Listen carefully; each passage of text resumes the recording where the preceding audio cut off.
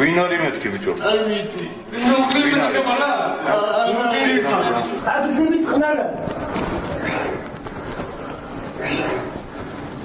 აი მას დაგიწყეთ რა შეიძლება დამოუკიდე.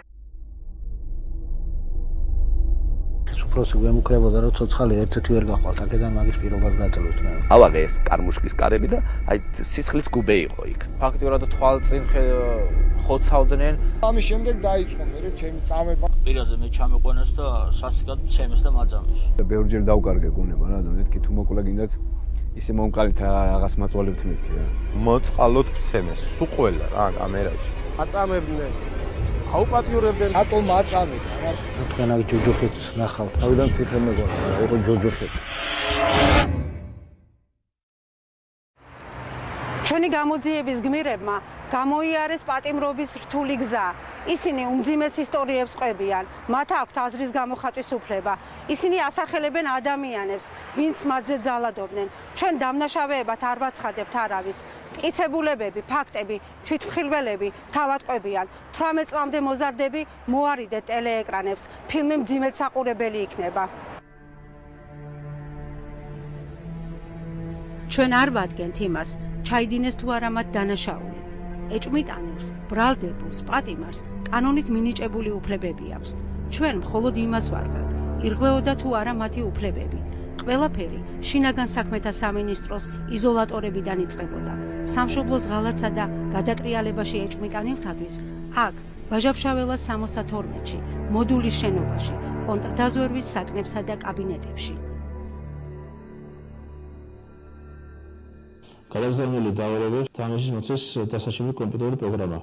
ეს კაცი ჩადგა მეზობელი ქვეყნის სპეცსამსახურის საქმიანობაში, რომ შარშან აგვისტოს ომის დროს ყოველ 2 საათში თუ საათ ნახევარში ერთხელ გამოძიება ადგენს, მაგრამ დადგენილია უკვე და ისიც ამას ადასტურებს. ბრალდებული უდანაშაულოდ ითვლება მანამ, სანამ მის მიერ დანაშაულის ჩადენა არ დამტკიცდება კანონით გათვალისწინებული წესით და არ დადგინდება კანონიერ ძალაში შესული სასამართლოს გამამტყუნებელი განაჩენით. პოლიტიკურ მეცნიერებათა დოქტორი ვახტანგ მაისაია აიყვანეს 2009 წლის 5 მაისს საქართველოს უნივერსიტეტიდან სტუდენტებისა და კოლეგების თვალწინ. 2010 წელს ჯაშუშობაში ბრალდების საფუძველზე მიესაჯა 20 წლით თავისუფლების აღკვეთა. 2013 წლის 13 იანვარს პოლიტპატიმრის სტატუსით გათავისუფლდა. შემოყარს უკანა მხრიდან, ვითომც არაფერი. და მითხეს ვაისალიო წამის ოთახიო რა. აკო ჩვენო ადამიანებს ვკიდებთო, ვაწამებთო და თუ გინდა ახლა შეგაგებთ ახლა და აკო შენო დაგამუშავებთო რა. სისხლი თავშიო ჩაგექცევაო. სახ გაგიშავდებაო, მოკვდებიო და მე ვიტყვითო რომ შენ გადაერცვალე გულითო. ამიყვანეს უკვე ორჯონიკიძის კაბინეტში. ოთარ ორჯონიკიძე, ვალერი ზუმბაძე, ლადო დათაშვილი, ეს ზვიადი ღონიაშვილი, ანუ ხელები უკან ნალოშრიკებში და მიდიოდა ყველანაირად ან ცილის გაწნა, ფიზიკური ფეხითაც ვთქვათ ცემის ვარიანტი. მოდულის შენობაში გატარებული 3 მძიმე დღის შემდეგ სასამართლომ მაისაიას ორთვიანი წინასწარი პატიმრობა შეუფარდა. იგი გლდანის მერვე დაწესებულებაში გადაიყვანეს. კონტრდაზვერვის სამსახურმა მისი დამუშავება ციხეში გააგრძელა. ამის შესახებ მაისაიამ ახსნა განმარტება დაწერა, რომელიც მის საქმეშია შეტანილი. ახსნა განმარტების საფუძველზე ადვოკატმა შეადგინა გამოკითხვის ოქმი, რომელიც გამოძიებასთან ერთად ყველა უფლებადამცველ ორგანიზაციას გაეგზავნა. მოგახსენებთ, რომ ამა წლის 22 ივნის საღამოს დაახლოებით 20 საათსა და 30 წუთზე ჩემთან შემოვიდნენ კონტრდაზვერვის დეპარტამენტის თანამშრომლები. გამომძიებელი ვალერი ზუმბაძე და ზვიადი, რომლის გვარი არ ვიცი, ოპერატიული თანამშრომელი. ამომიყვანეს საყდიდან ადმინისტრაციულ კორპუსში მესამე სართულზე. ასევე მოგახსენებთ, რომ აღნიშნული პირები თითქმის ყოველ დღე სხვა ოპერატიულ თანამშრომლებთან ერთად საღამოს საათებში შემოდიან ამოვყავარ ადმინისტრაციულ შენობაში, მემუქრებიან და ახორციელებენ ფსიქოლოგიურ ზეწოლას. და მასთან ხდებოდა საღამოს საათებში დაკითხვები. ეს იყო კონდაზვერის თანამშრომლები ზუმბაძე და დათიაშვილის მიერ. და როდესაც მიდიოდა მასთან კონდაზვერის გამომძიებები არასამუშაო საათებში და ხდებოდა ვახტანგ მაისაიას დაკითხვა, აი ამასთან დაკავშირებით ვთხოვეთ ჩვენ ბატონ ვახტანგ კობახიძეს, რომ მომხდარიყო გადაღება და გამოგვაყოლა ოპერატორი. გლდანის მერვე საპყრობილის თანამშრომლები და მაისაიას თანასაკნელები თითქმის ყოველღამე ხედავდნენ, როგორ გაჰყავდათ იგი ღამის დაკითხვებზე. ეს ციხის შიდა განაწესის მიხედვით აკრძალული და კანონით დასჯადია. კონტრდაზვერვა მისგან სხვა პირების მხილებას მოითხოვდა. მაისაია ვერ დაითანხმეს კოლეგებისა და მეგობრების შეკვეთილ მხილებაზე. იგი გაჰყავდათ ღამღამობით ციხის დირექტორის ან მისი მოადგილის კაბინეტში. მოდულის შენობიდან დამახსოვრებული სახეები მას ახლა აქცევდნენ, ამცირებდნენ, ცოლისა და დედის შეურაცხყოფით ემუქრებოდნენ. უკან საკანში თითქმის ხელით შეჰყავდათ ნაცემი პატიმარი. მაისაიას თანასაკნელებმა და ციხის ყოფილმა თანამშრომლებმა გამოძიებას უკვე მისცეს ჩვენება. ისინი ამ ფაქტებს გამომძიებელ რეპორტიორთანაც ადასტურებენ. ვახტანგი გაიყვანეს დაახლოებით 2-3 საათში შემოვიყვანეს ისე. მე თქვი რა ხდება მელაძესთან კაბინეტში დაკითხვაზე იყვნენო უშიშროებიდან თუ სპეცსამსახურებიდან ჩვენ ხელთ გვაქვს გლდანის მერვე საპყრობილის უსაფრთხოების განყოფილების ყოფილი უფროსი ინსპექტორის ბორის ფარულავას ჩვენება, რომელიც პროკურატურისთვის არის მიცემული.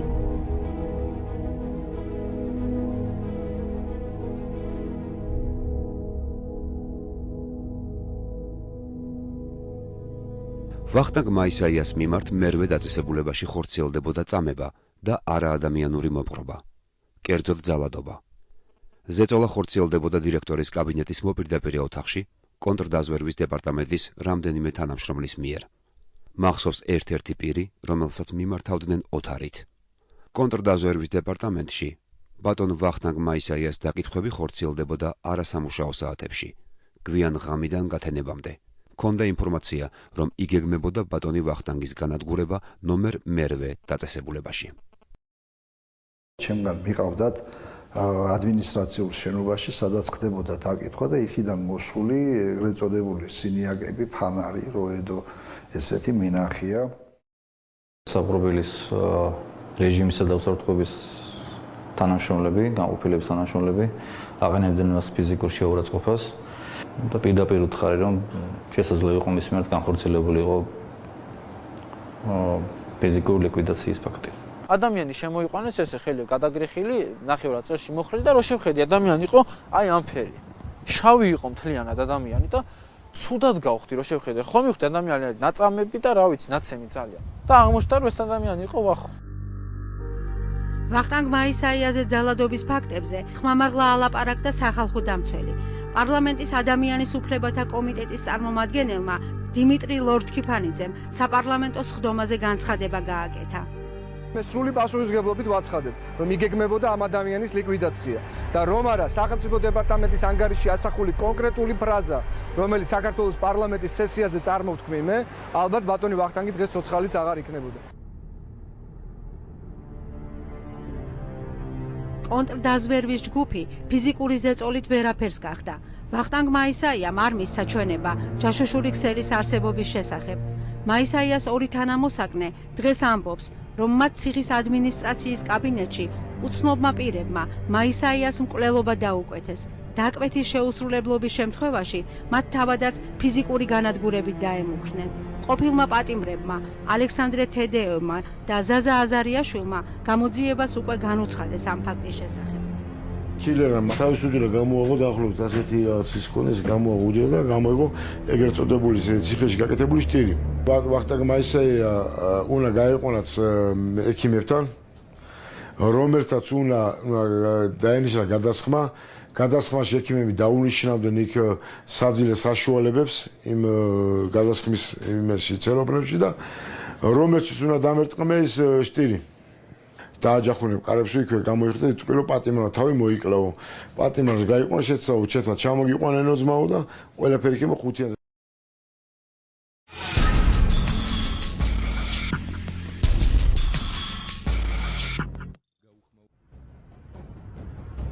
იმ ღამეს მოდულის შენობაში მიყვანილ ვახტანგ მაისაიას სავარაუდოდ მუხროვანის ამბოხში ეჭმიტანილ ძებნილთა ოჯახების ხმა ესმოდა.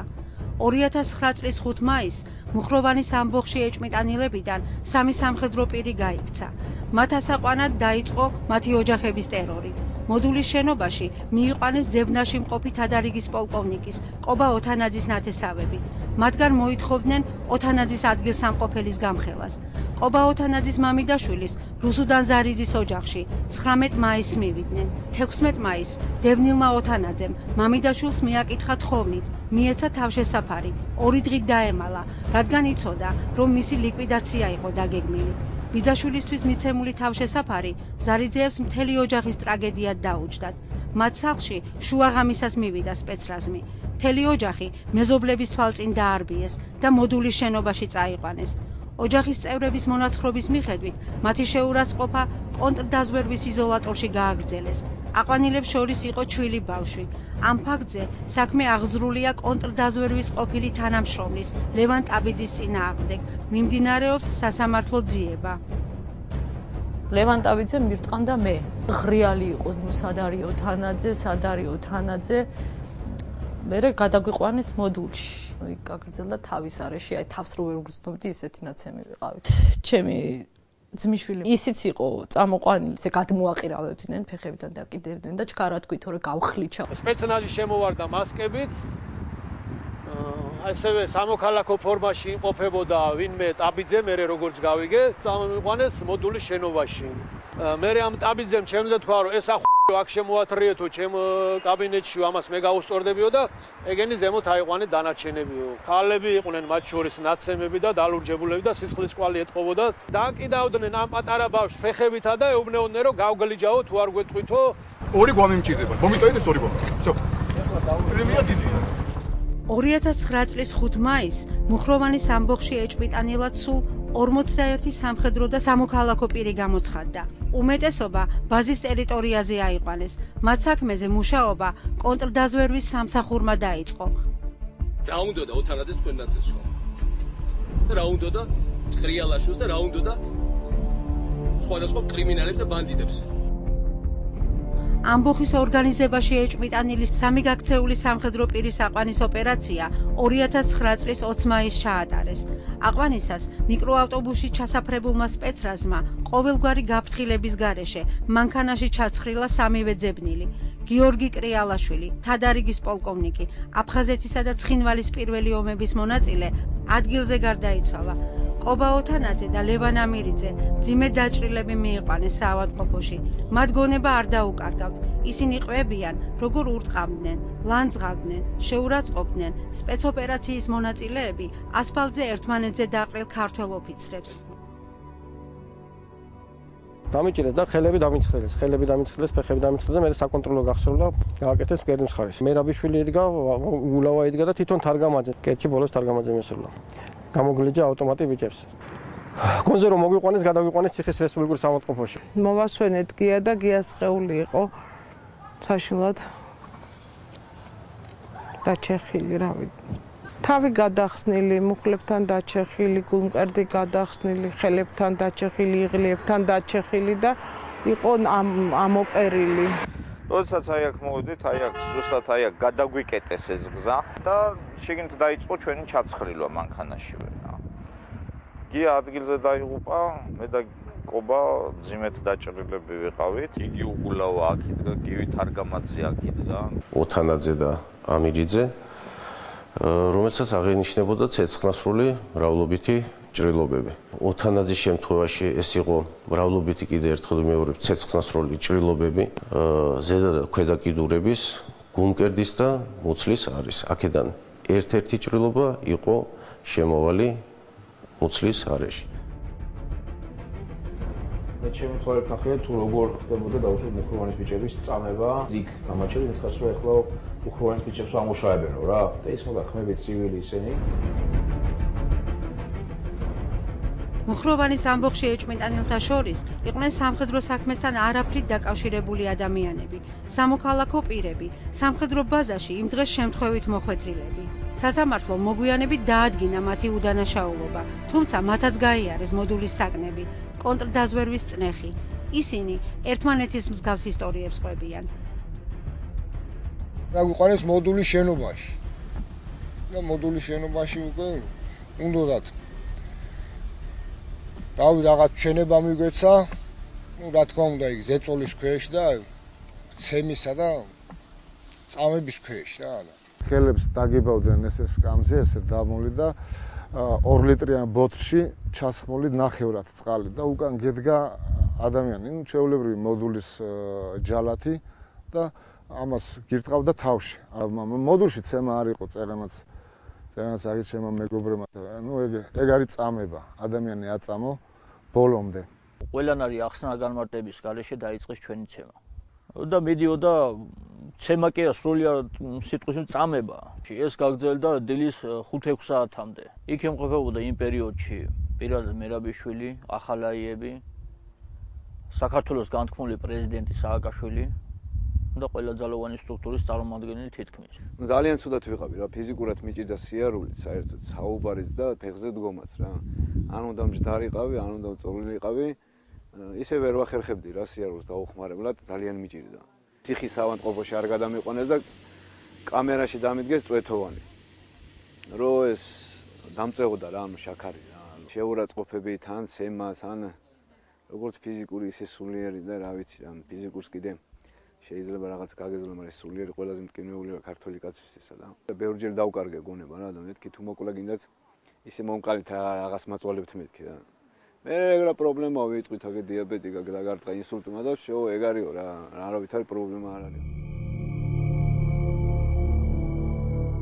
გენერალ-მაიორი ტრისტან წითელაშვილი, აფხაზეთისა და ცხინვალის ომების მონაწილე, ვახტანგ გორგასლის პირველი, მეორე და მესამე ხარისხის ორდენების კავალერი, ცხინვალის 2008 წლის ომის მონაწილე. სახელმწიფო გადატრიალების მსვლელობაში ის ეჭვმიტანილად დასახელდა 2008 წელს. მიესაჯა 7 წლით თავისუფლების აღკვეთა, გათავისუფლდა პოლიტპატიმრის სტატუსით 2013 წლის იანვარში.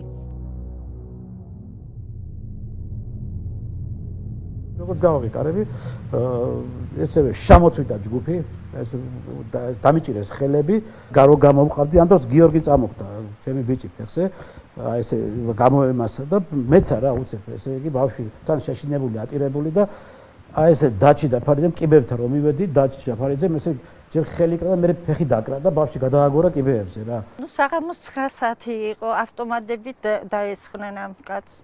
მთელი უბანი გარეთ იყო გამოსული. მე შევედით სახლში, ვნახეთ რომ ჩაკეტილები იყვნენ ბავშვები. ბავშვების ღრიალი ხმა ისმოდა ისეთი. შევარდით არ გვიშოდნენ. ეს ქალები სულ ერთად შევიკრიბეთ კაცები. შევედით. გიორგის ხელი რო გადაუსვი თავზე. თავი ქონა გახეთქილე, სისხლი ქონა, ხელი რო გადაუსვი, სისხლი დამშა ხელზე. მოდი. რა დავჭეთ კამზე გიორგია. ტრისტან წითელაშვილის აყვანის დროს მეზობლების თვალწინსცემეს მის მცირეწლოვან შვილს, რომელსაც ჯანმრთელობა სერიოზულად გაუუარესდა. ცნობა გაცემულია ფსიქიური ჯანმრთელობისა და ნარკომანიის ცენტრის მიერ 2012 წლის 23 ივლისს. წითელაშვილი გიორგი, ტრისტანის ძე. დაბადების თარიღი 1997 წლის 15 მარტი. შეზღუდული შესაძლებლობის სტატუსის მქონე, საჭიროებს სხვა პირის მუდმივ დახმარებას. იქ მოდულის შენობაში მე მიმიყვანეს შუბს გაგიხუტავ შეარამზადო ესე მითხრა ლევან ტაბიძემ. შემიყვანეს შალვა ჟგენტის კაბინეტში. შენ რასაც გეუბნებოდი იმას თუ არ გააკეთებო, პირდაპირ შალვა დედას გიტირებს წითელაშვილი ასე მითხრა პირდაპირ შალვა ჟგენტს და ნოთხე შევასრულოს თუ მაკენეთ მეთქი ბატონო გენერალო მეთქი მითხრა პირდაპირ გააკეთა გაათრიეთ აქეთ ის არამზადო ტაბიძეს ხუთა სრული ამოხადეთო შემიყვანეს ტაბიძის კაბინეტში. ტაბიძემ ეგრევე დამიწყო ცემა. პირველი რაც იყო დუბინგით, რეზინის დუბინგით ცემა დამიწყო. ნუ მე წავიდა უკვე წამება. აქ უკვე ელექტროშოკი, ცემა, ფუთხება, გინება და რავი, შეურაცხყოფა ყველა. ტრისტანი დამხვდა იქ. მაგიდაზე იყო, ხელები ქონდა უკან შეკრული რაღაცით. და მე ამ ტაბიძემ აიღო და გადაარტყა დუბინკა. აცემი იყო. იმიტომ სისხლი მოდიოდა ცხვირიდან და სისხლი მოდიოდა ტუჩებით. ამიყვანენ მოდულის შენობაში, სადაც დამხვდა კონდაზვერის დირექტორის მოადგილე ლევან ტაბიძე და შიგნით იჯდა თანამშრომლები კონდაზვერეს კიდე 5-6 პიროვნება. ისინი მოითხოვდნენ, რომ მე ხელი დამედო სპექტაკლის დადგმა უნდა და ტრისთან წითელაშვილზე ჩემს მიერ გასინჯულ იქნა ეჭვმიტანილი კობა გურამისძე უღრელიძე, დაბადებული 1970 წლის 28 აპრილს. ამჟამად უჩივის თავისა და ცხვირის არეში ტკივილს. მისი თქმით დაზიანება მიღებული აქვს დაკავებისას. შუბლზე მარჯვენა მხარეს აღენიშნება ნახეთქი ჭრილობა, კანქვეშა ამობურცული სისხლნაჟღენთით და კანის ექსკორაცია. ცხვირის რბილი ქსოვილი შეშუპებულია. ზემო კიდურებზე მცირე ზომის სისხლნაჟღენთებია. თავის არეში ნახეთქი ჭრილობა.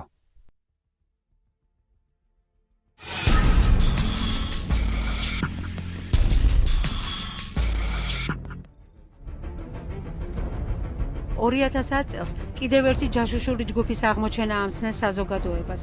ხელისუფლების პირველმა პირებმა ისინი სასამართლომდე გამოაცხადეს დამნაშავეებად. ენვერის საქმე ასე ეწოდა ჯაშუშობაში ეჭვმიტანილთა ამ ჯგუფის აყვანის ოპერაციას. ეჭვმიტანილად 15 პირი გამოცხადდა, მათ შორის 5 სამხედრო მფრინავი, 5-ვე ცხინვალის 2008 წლის ომის მონაწილე. მათგან ერთი ეროვნებით რუსი პლუჟნიკოვი ამ ომში მი-24 საჰაერო ბრძოლებში რუსეთის არმიის წინააღმდეგ მონაწილეობდა. ყველა მათგანი ამბობდა პრინციპში, რომ ზეწოლა მიმდინარეობდა მათზე, ძირითადად ფსიქიკური ზეწოლა, თუმცა იყო ფიზიკური ზეწოლებიც. 3-ჯერ და 4-ჯერ იღებდნენ რამოდენიმე ხედებით კადრებს, რომ რამოდენიმეჯერ გადაგვიღეს, რომ არ გამოვიდათ, არ მოეწონათ უბრალოდ. შემდეგ წაგიყვანეს უშიშროებაში, სადაც დაიწყო ჩვენი დაკითხვები და სადაც დაიწყო ზეწოლა.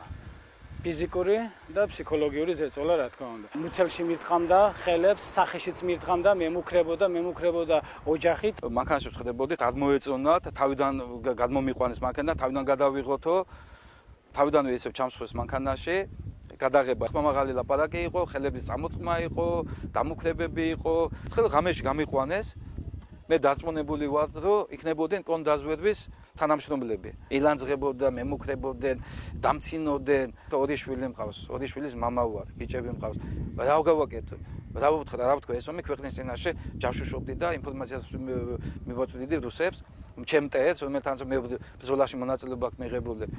და ოპერატორებია ესე ხო ხედს ეძებდნენ, აი როგორც დღეს ხო ხედი ვარჩევთ, ხო აი ესე ხედს არჩევდნენ.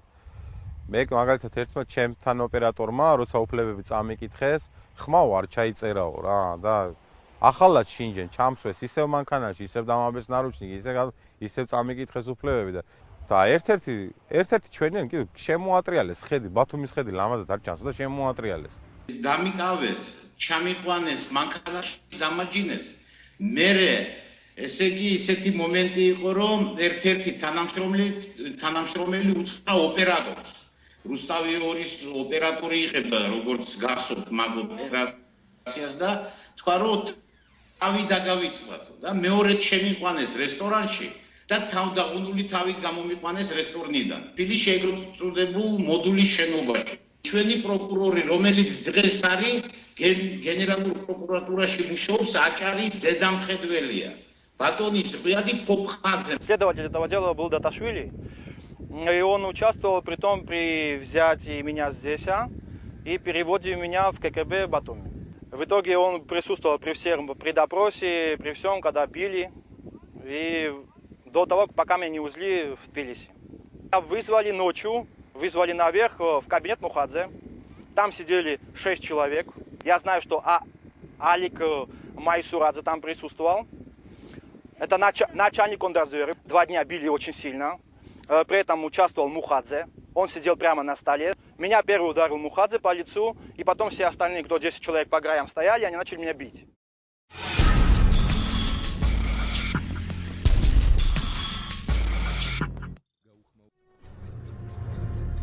აგვისტოს ომის შემდეგ პროკურატურამ ჯაშუშებზე ნადირობა გამოაცხადა და ამ ბრალდებით არაერთი სამხედრო პირი დააკავა. თუმცა ჯაშუშთა რიცხვში ფოტორეპორტიორებიც აღმოჩნდნენ. აქ მე მაგ აი რამდენიმე დოკუმენტი რა, აი ხა მაგ დიდი დოკუმენტი კარი. მოდულის შენობაში რომ მივიყვანეს იყო უკვე გამთენი ისეს 6 საათი. მე ერთმა გამოიტანა ელექტროშოკი და მუშაობს არ მუშაობს, მოდი შევამოწმოთ ამაზეო და ზე აერთებენ რა. მე მომათავსეს საკანში. მთელი ღამის განმავლობაში მესმოდა ვიღაცა ქალის კივილი, რომელიც არ გაჩერებულა მთელი ღამე კიო და ბოლო ხმაზე მოთქვა უნდა ძირითადად ფიგურირებდნენ ამ საქმეში ადეიშვილი, მერაბიშვილი, სააკაშვილი, ბუკერია და უტიაშვილი რომელმაც თავისი ხელი ჩადო სტენოგრამები და მე პირადად ვადებ მას ხელს ცნობილი ფოტორეპორტიორი გიორგი აბდალაძე ხელისუფლების პირველი პირების ცნობილი ფოტოების ავტორი 2007 წლის ნოემბრის საპროტესტო აქციის დროს მისი ფოტოობიექტივი მომიტინგეთა მხარეს აღმოჩნდა. ერთი დღის ძალადობა მისმა ფოტოებმა სამუდამო მხილებად აქცია. 2011 წლის 26 მაისის აქციის დარბევა ისევ აღმოჩნდა მისი ობიექტივის ფოკუსში. გამოძიებო ჟურნალისტიკის სფეროში მოღვაწე ჟურნალისტები არ ახდენენ ვინმეს ბრალდებას, თუ კი მისი რესპონდენტი, რომელიმე კონკრეტულ ადამიანს ასახელებს როგორც კონკრეტული დანაშაულის ჩამდენ პირს, ეს პასუხისმგებლობა მიეწერება ამ კონკრეტულ ადამიანს, ვინც ეს განცხადება გააკეთა. ლევან ტაბიძემ მირტყამდა მე. ვინმე ტაბიძემ შუბს გაგიხუტა შეარამზადო ესები ხო ლევან ტაბიძემ. ტაბიძემ ეგრევე დამიწყო ცემა. ოთარ ორჯონიკიძე, ვალერი ზუმბაძე, ლადო დათაშვილი, ეს ზვიადი ღონიაშვილი. ვალერ ზუმბაძე დაკავების მომენტში და შემდეგ როცა ხამღამობით ვიზიტი წარმოებდა ხშირად მოდიოდა. Следователь был Даташвили. დათაშვილი იყო ერთი გამომძიებელი. შემიყვანეს შალვაშგენტის კაბინეტში. მოდულის შენობაში მე მესაუბრებოდა თვითონ უშუალოდ დეპარტამენტის თავმჯდომარე გენერალ-მაიორი შალვაშგენტი. ჩვენ მათ არ ვასახელებთ დამნაშავეებად. მათ სახელებს წარმოთქვამენ კონტრდაზვერვის იზოლატორებში თუნდაც ერთხელ მიყვანილი ეჭვმიტანილები, ციხის საკნებიდან ღამის დაკითხვებზე გაყვანილი ყოფილი პატიმრები. მათი უმეტესობა დღეს არამხოლოდ ინარჩუნებს ძველ თანამდებობას, ბევრი მათგანი ძალოვანი უწყების მაღალჩინოსანია. ჩვენ გვაქვს მათი თანამდებობების დამადასტურებელი დოკუმენტები. მიმაჩნდა და მიმაჩნია, რომ არ შეიძლება მოძალადეები იყვნენ საჯარო სამსახურში და მწამებლები თუ კი ასეთი ადამიანების შემორჩას დღეს სისტემას, ჩვენ ეს უნდა ვიცოდეთ, ინდივიდუალურად უნდა გავიაროთ და რა თქმა უნდა გაწყოტილება უნდა მივიღოთ. მოძალადე იყოს თანამდებობაზე, ამას ჩვენი ხელისუფლება ნამდვილად არ დაუშვებს, ამიტომ გავასაჯაროოთ ეს ფაქტები, რომ დავინახოთ სად არის ესეთი შემთხვევა. საჯარო სამსახურის ბიურო, თანამდებობის პირის ქონებრივი მდგომარეობის დეკლარაცია. სახელი, გვარი, ოთარ ორჯონიკიძე. თანამდებობის პირის დეკლარაცია შევსებულია 2014 წლის 17 აპრილს. სამსახური, დაკავებული თანამდებობა. საქართველოს შინაგან საქმეთა სამინისტრო, კონტრდაზვერვის დეპარტამენტის უშიშროების საკითხებში ოფიცერთა მთავარი სამმართველოს უფროსი.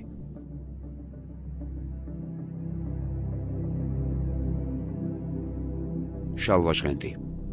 სამსახური, დაკავებული თანამდებობა. საქართველოს შინაგან საქმეთა სამინისტრო, სპეციალური ღონისძიებების დეპარტამენტის უფროსი.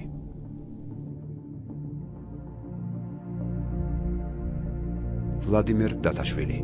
თანამდებობის პირის დეკლარაცია შევსებულია 2014 წლის 17 აპრილს. სამსახური, დაკავებული თანამდებობა. საქართველოს შინაგან საქმეთა სამინისტრო, კონტრდაზვერვის დეპარტამენტის საგამოძიებო სამმართველოს მეორე სამსახურის უფროსი, სამმართველოს უფროსის მოადგილე.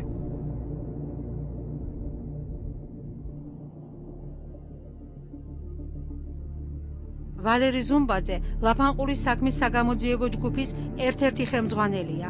ამას ადასტურებენ ლაფანყურის საქმეზე შექმნილი სპეციალური კომისიის წევრები. მე გახლავართ სახალხო დამცველის აპარატთან არსებული ლაფანყურის სპეცოპერაციის შემსწავლელი კომისიის ერთ-ერთი წევრი. ჩვენ ამ კომისიის მუშაობის ფარგლებში მოვაგროვეთ გარკვეული მასალა და ამ მასალის მოგროვების პერიოდში ჩემთვის ცნობილი გახდა, რომ ბატონი ვალერი ზუმბაძე დღესაც მუშაობს კონტრტერორისტული ცენტრის ერთ-ერთ მაღალ თანამდებობაზე ის ამ ლაფარყულის ოპერაციის საგამოძიებო ჯგუფის ხელმძღვანელიც არის.